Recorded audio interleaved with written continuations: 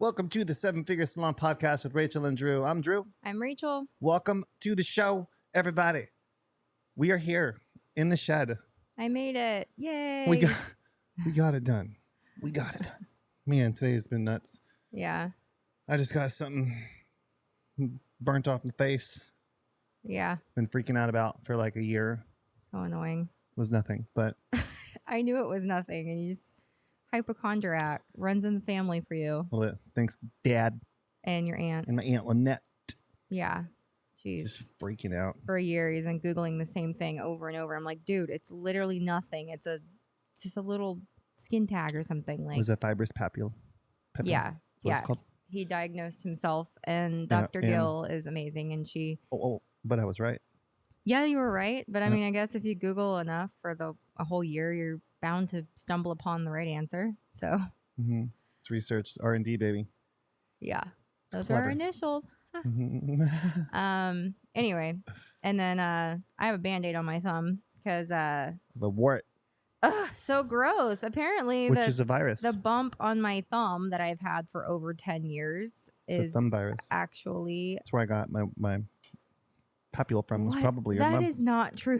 Mhm. But I'm sure my thumb would be on something else besides your nose. What? So anyway, yeah. So I had to get that frozen off. So my thumb's a little sore. It's a little challenging to get dressed. I was just like, geez, I didn't realize how much I use my thumb, especially my right thumb. Your microphone arm is really aggressive today. Is it so? I don't know. just leave it now. I don't know. I don't want to like- mess things up. Anyway, it's- what are we talking about today? I think let's dive into. I've been having a lot of conversations around what luxury is, and that has kind of spawned into retail and just in the marketing game. And the if you're playing the game of luxury, I think it's important to understand what that actually means by studying and discussing some of the things that are luxurious, or what does that even mean, Mhm. and how does that apply to sales in the locations? And really, I was doing some more R&D on the matter, and Where's that button? I don't know, I can't reach Where's it. the button? I'm all screwed up over here. No, I don't even know. That doesn't even work. I don't even. We're just getting it done today. I don't have any bells and whistles. I have no bells. I have no whistles. I got the lights We up. do though. have bells and whistles that are little Mhm. whistlers, not whistling Yeah. over there. Ooh, whistlers, not whistling. But so like luxury, what is it? That's what we're trying to sell. It's what everyone's trying to do. So let's look at the top brands that we know well. Louis Mhm. Vuitton, Chanel, I would say, are at the top of the list on luxury. And really what luxury means is scarcity. So anytime you're trying to do a luxurious product or a luxe edition of something, it's got to be exclusive and it's got to be difficult to come by, right? So example, when I bought a nice watch a few years ago, and I thought how you buy a watch is you save up the money and then you go Buy the watch. you go buy the watch, right? So took a bunch of time, saved up the money, going to get the watch, and my boy Dean was like, yeah, these aren't for sale. Like, what have you been showing them to me for the last year? Mhm. And I didn't understand it. I thought he was messing with me. I thought he was like doing some sales trickery. And even though it was working, I was like, what do you mean? I don't understand this. And Well, I'm over here like, what do you mean We they're don't not for sale? Like they're right there in the case. Like they're not for sale. It's why like is so there a stupid. store here? I don't understand Right. your plan here, And it was crazy, and it really confused me. And he's like, yeah, these are all exhibition pieces. I'm like, what okay. Well, exhibition one onto my wrist so I can You're a buy it. different buyer than me. I'd have been like, You know. all right, cool, see ya. I was curious I'll about get the it sales somewhere else. process. I wanted to know because I knew there was a psychological play at large, but I didn't understand it yet. So I got curious, Anyway, didn't get the watch. And long story short, 9 months later, he called me. I'm like, hey, I got something. Can you come in?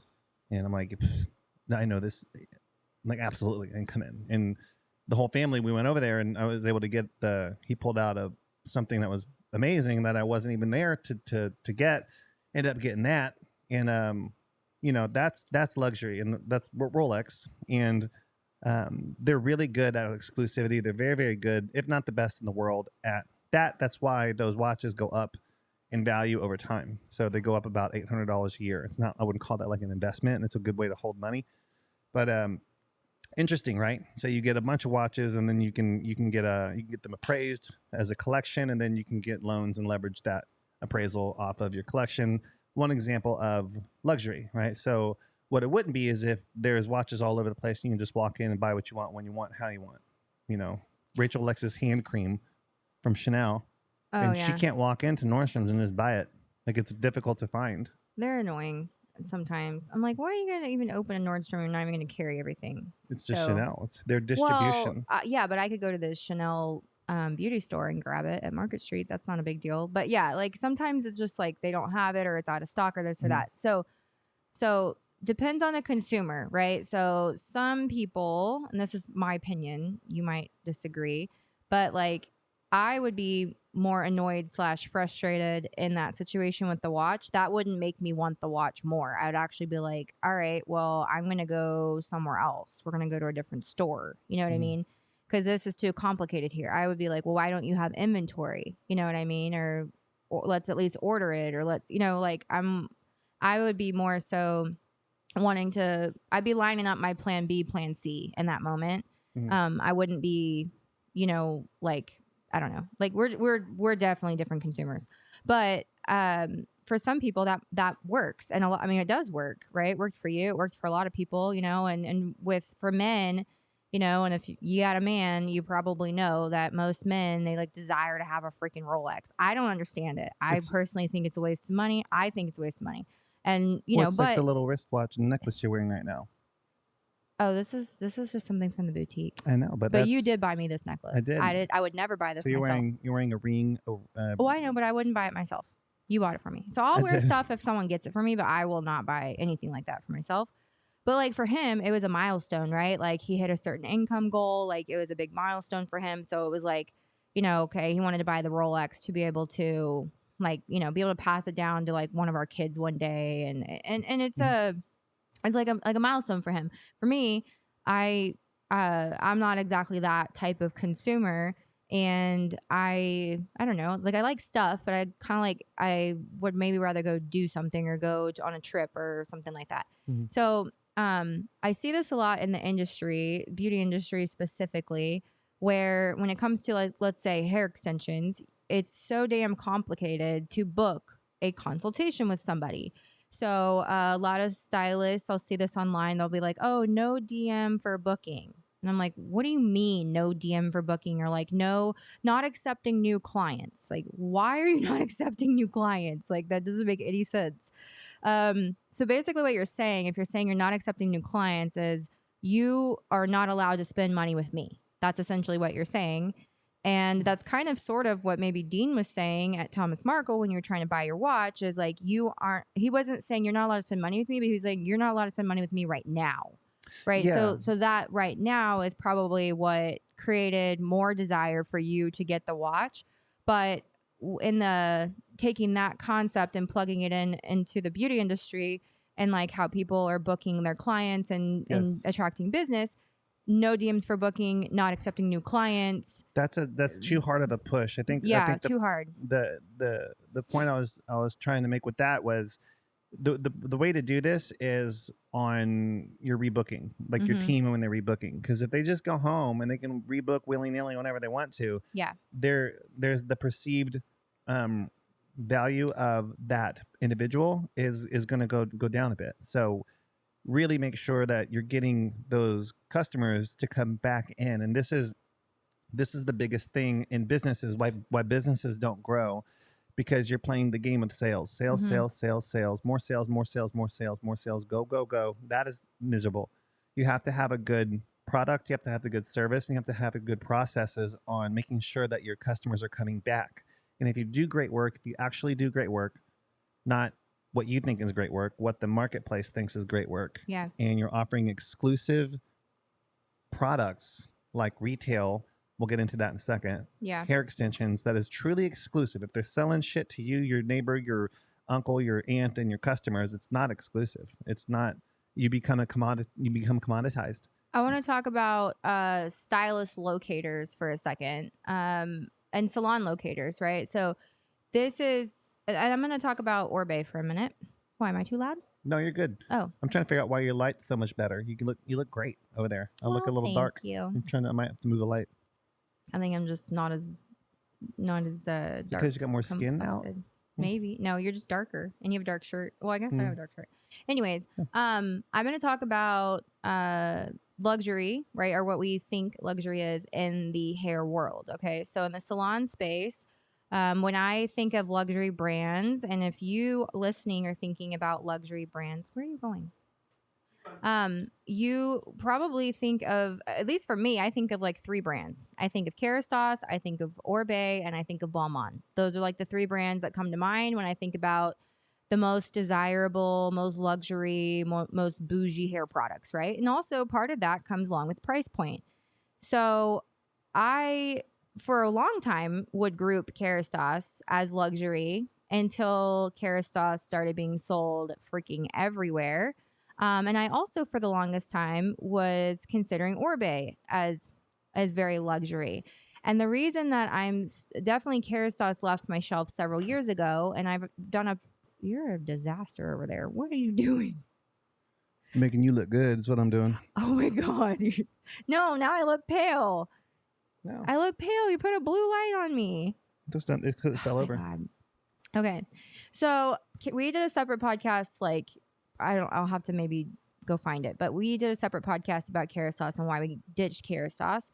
And I'm going to talk to you guys a little bit more about Oribe for a second. So Oribe was bought up several years ago by Kao, K-A-O. All right. So Kao acquired Oribe. Oribe used to be sold and, blew up with luxury brand partners, which is a great, company. They help a lot of brands get big, and then they usually sell off, right? So anyway, which is the goal. Sure, yeah, for them, go for it, yeah. But like, what ends up happening is, like, for example, and this is still the same protocol to this day, is if you yourself want to carry Oribe, you have to submit an application. Okay, cool. Submit your application. Then there's an approval process. Okay, cool. Go through the approval process. They're either going to confirm or deny that you're allowed to carry their product. And really it comes down to does your salon look a certain way that's compatible with their brand? Does your salon have, a certain number of chairs that would yield a certain amount of sales for them, and so on and so forth. It used to be that it was more of a zip code locking situation where if you sold Oribe, the salon next door or down the street couldn't sell Oribe, and so on. That is not the way it is anymore. They say that's the way it is, but it's not the way it is. And if you carry Oribe and you've had it for a long time, you've probably seen the progression of how exclusive it used to be and how, maybe there was only one salon in every 10-mile radius or whatever that had it. And then now all of a sudden everybody's got it, including Costco. You heard that right. Costco. Costco. Yeah. Not happy about that at all. And look, it's not my rep's fault. It's not anybody who I communicate with on a regular basis' fault. They don't like it either. But the point is they're not the ones calling the shots. It's the big, it screws them too. It does screw them. It breaches trust with the consumer, me. It also, that's just the game they're playing. They're now playing the let's sell to everyone game and not let's just sell to like really luxury, very high-end salons that can carry our stuff and sell it well. So, you don't see a Louis Vuitton store on every block. You can definitely find an Oribe salon on every block. So the reason that I'm giving you this in real life example is because we carry that brand. We carry Oribe. I love Oribe. Don't get me wrong. I love Oribe. However, you can literally fucking find it anywhere. And it's so frustrating as a salon owner because it used to be, and I've been carrying it for almost 10 years. It used to be very exclusive. And now it's not so exclusive. And what has happened to retail because of... Oh, retail's dying. Yeah, retail is dying in small businesses. Like it is. And if you own a salon listening to this, if I would challenge you, if you've owned your salon for more than 5 years, you go back and look 5 years ago and tell me if your retail sales are higher or lower than they are today. And I would imagine that they're probably lower. And it's not because you're carrying, and you could even be carrying the same product line as you used to carry. Or maybe even increased your product line. You started carrying something better, but your sales are still lower. And it's because your clients are now not buying as often as they once were because they're likely getting their stuff in other places. So if you carry Roubaix, they know they might buy it from you. If they literally don't have any and they need it like now, they'll buy it. But as far as replenishment orders go, unless you have a marketing plan or you're like really on it on your appointments with that person, they're probably going to re-up on their brand through Amazon, Sephora, Ulta, Costco, you name it. I mean, that's just the way it is. And it's not just in the salons that retail sales are dying. I've got several friends that own amazing online boutiques and storefront boutiques, and they're also experiencing a huge downward decline of retail sales. And it's because of fast fashion. And I believe that there's also fast beauty products that are just easily accessible and cheaper. And now you've got Ultas popping up inside Targets, and, you know, you got the Kristen S stuff. I mean, there's a lot of consumers. There's plenty of people and businesses and stuff to go around. But if you think that you're going to carry a brand and it's going to be so exclusive to you, you're freaking wrong. I can't name one other than maybe Balmain that's super exclusive. Yeah, and they're newer. And that's just because they're earlier in the game than Orbe. They want to be in Costco. You know who? Any brand. Oh, they get bought maybe, up. Sure. They get a big multi-million. I have definitely been like pushing and really diving more deep into education with Balmain. And we'll actually put a link in the description for you guys if you're interested in maybe bringing that line on. It's a really great brand. But like, again, like Drew said, like, you know, these reps aren't the ones calling the shots on the brand. Like, and Balmain's small enough now to where there is a bit of exclusivity around it. Yeah. If they were to get special. bought up and the owner's got a multi-million-dollar exit, they're going to be in Costco. You know, that's everyone wants. It's the Paul Mitchell path.